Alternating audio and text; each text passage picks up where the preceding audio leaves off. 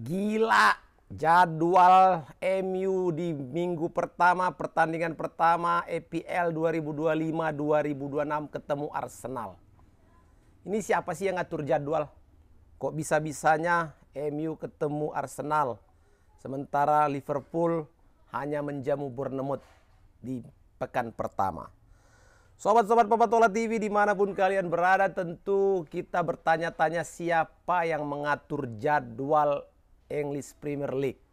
Ini dia berdasarkan informasi dari bolamags.id bahwa ada sosok di balik penyusunan jadwal yang begitu padat tapi begitu rapi, dan bukti sudah menunjukkan bagaimana jadwal EPL menjadi role model di dalam liga sepak bola dunia.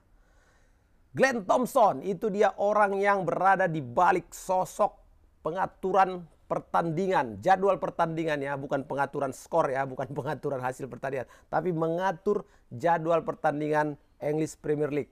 Dan dia sudah melaksanakan tugas ini sejak tahun 92. Sejak 92. Mungkin kalian yang nonton masih banyak yang belum lahir, tapi Glenn Thompson sudah bekerja mengatur jadwal EPL sejak tahun 1992. Dalam setiap tahun musim atau musim kompetisi, satu musim kompetisi ada total 380 pertandingan dalam setiap musimnya. Kita pernah mikir gak bagaimana cara menyusunnya? Walaupun sekarang ada AI, bukan, dia tidak pakai AI. Bayangkan kalau tahun 92, tahun 2000-an, nggak ada AI. Bukan juga satu kelompok besar yang mengatur jadwal pertandingan antar klub di EPL. Bukan, hanya seorang diri, Glenn Thompson. Jadi dia sudah atur jadwal ini, kalau tidak salah udah hampir 30 tahun lebih ya, dan sudah ada sekitar 11.000 pertandingan Glenn Thompson mengatur jadwal pertandingan EPL. Dan kita tahu bahwa pekerjaan mengatur jadwal ini sebetulnya sudah dia mulai sejak bulan November sebelum musim berakhir. Jadi untuk musim 2025-2026 Glenn Thompson sudah mengerjakannya di November kemarin, November 2025. Kok November 2024? Dan dia tentu harus berkoordinasi dengan banyak pihak ya, seperti FA ya, kemudian Premier League-nya sendiri, FPL, FIFA ya, untuk menentukan tanggal-tanggal penting di setiap musim. Dan tentu metode yang dipakai namanya itu metode sequence ya. Jadi Glenn pakai metode sequence di mana musim dia bagi 5. Nanti di paruh kedua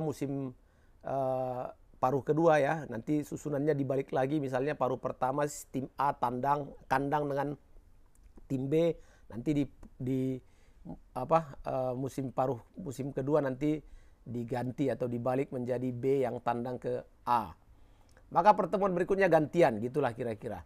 Dan kemudian ada aturan ketat di awal yang harus diperhatikan. Apa itu? Dalam menyusun jadwal. Yang pertama, dalam setiap 5 pertandingan maksimal cuma boleh 3 kandang dan 2 tandang. Jadi sebuah klub dalam 5 pertandingan berturut-turutnya dia hanya boleh maksimal 3 kandang 2 tandang. Dan kemudian di awal laga, di awal musim ya, di awal musim 2 laga kandang, dan di akhir itu nggak boleh 2 laganya di kandang home. Nggak boleh. Di awal dan di akhir musim.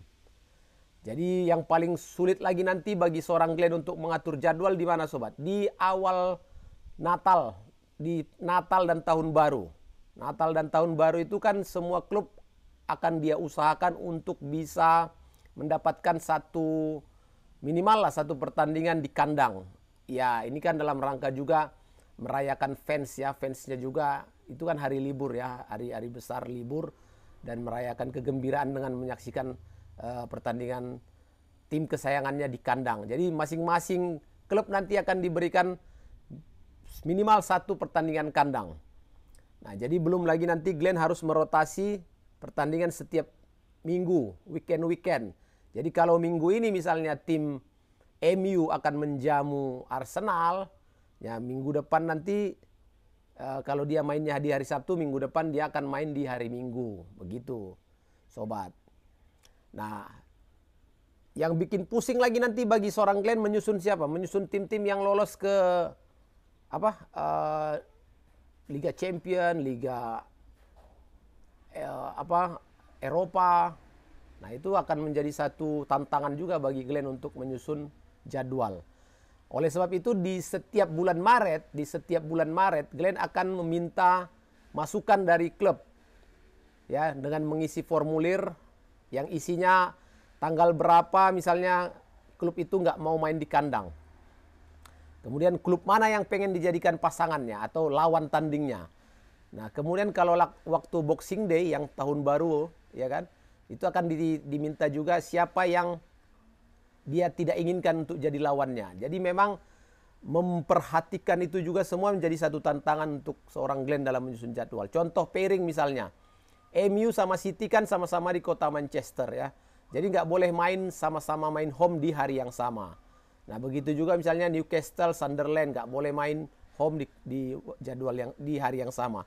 Chelsea, Fulham, Liverpool, Everton itu kan kotanya sama. Jadi mereka itu tidak akan mungkin dan tidak akan dibuat satu hari itu mereka jadi home atau laga kandang dengan lawan-lawannya.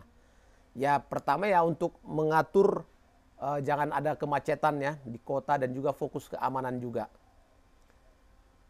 Nanti yang bikin sulit lagi bagi seorang Glenn kalau misalnya Inggris jadi tuan rumah perhelatan besar, acara-acara pertandingan multi event olahraga misalnya.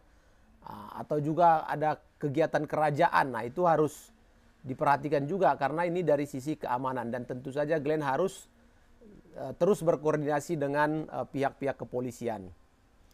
Tapi ada juga kadang-kadang klub yang punya request ya. Ada juga kadang-kadang klub punya request. Misalnya kayak Liverpool di tahun 2016-2017 dia minta 3 laga awalnya itu main tandang. Dia tandang. Kenapa? Karena ada alasannya. Karena Stadion Anfield waktu itu lagi direnov. Jadi 3 pertandingan awal itu dia minta tandang. Nah, kadang-kadang permintaan seperti ini boleh saja disahuti asalkan ada alasan yang rasional dan layak untuk disahuti ya, direspon. Dan juga tentu tidak merugikan klub lain. Nah, belum lagi nanti promosi, tim degradasi. Jadi harus menunggu lagi masa playoff untuk menentukan jadwal juga. Jadi untuk membuat ke dalam pairing gridnya siapa yang akan diatur main kapan dan di mana. Walaupun saat ini Glenn pakai software ya, Glenn Thompson pakai software, tapi softwarenya itu bukan berarti sekali klik tep semua pertandingan 380 pertandingan setahun itu muncul, tidak. Nanti dia hanya akan memberikan bantuan ya, bantuan untuk melihat bagaimana komputer mengacak dan menyarankan opsi. Keputusannya tetap pada Glenn ya. Software itu hanya membantu.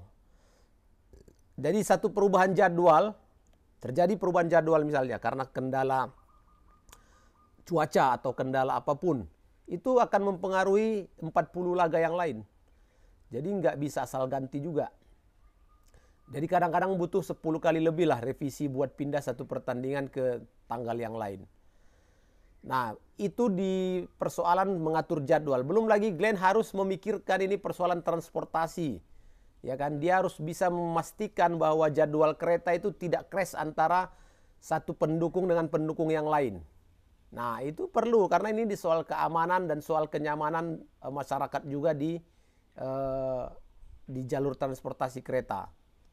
Jadi harus dihindarkan ya, jangan sampai 2 fans yang berbeda naik kereta jalur yang sama, ini bahaya.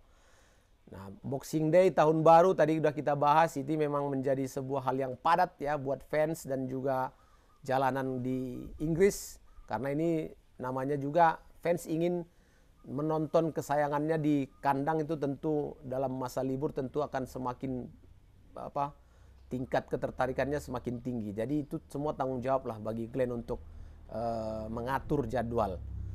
Nah, jadi menjelang-jelang rilis jadwal resmi, setelah dia susun lah ini dengan opsi-opsi gitu ya, itu bisa saja di Glenn sampai kerja seminggu itu 70 jam seminggu biasa aja dia. Karena dia harus ngatur apa? Ngatur banyak ribuan variabel kemungkinan-kemungkinan yang akan terjadi ya.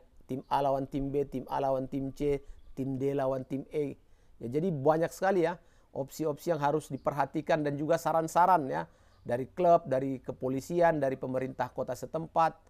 Ini yang menjadi luar biasa kerja seorang Glenn Thompson untuk bisa mengatur jadwal. Jadi secara maksimal dia tetap akan memperbaiki ya, setiap tahun, tapi tetap ada yang namanya komplain, pasti tetap ada ya, karena tidak akan mungkin semua terpuaskan. Pernah dia merasa dulu komplain yang paling keras itu datang dari Sir Alex Ferguson waktu masih jadi pelatih MU. Kenapa Ferguson ngamuk-ngamuk? Karena MU dapat laga berat setelah main di Eropa. Ya kan, udahlah dia main di Champion, tiba-tiba minggu depannya dia main lawan tim berat juga di EPL. Nah, komplain juga lah. Jurgen Klopp juga komplain soal mepetnya jam main ya. Jadi jam main juga harus diatur ya, apakah sore, apakah siang, ataukah malam. Jadi musim tersulit itu kalau lagi misalnya juga jatuh di Piala Dunia Qatar kemarin. Ini agak sulit karena apa? Karena Piala Dunia Qatar itu kan mainnya bukan di musim berakhir ya. Bukan di bulan Juni Juli, tapi mainnya di November. Sementara itu berdekatan dengan Boxing Day Desember. Jadi memang harus terjadi rombak total, tapi itu pun menjadi pengalaman yang bagus sekali bagi Glenn dan dia berhasil melewatinya dengan baik. Memang dia adalah sosok di balik semua jadwal pertandingan dan kita tidak tahu seperti apa sosoknya, tapi ada orangnya.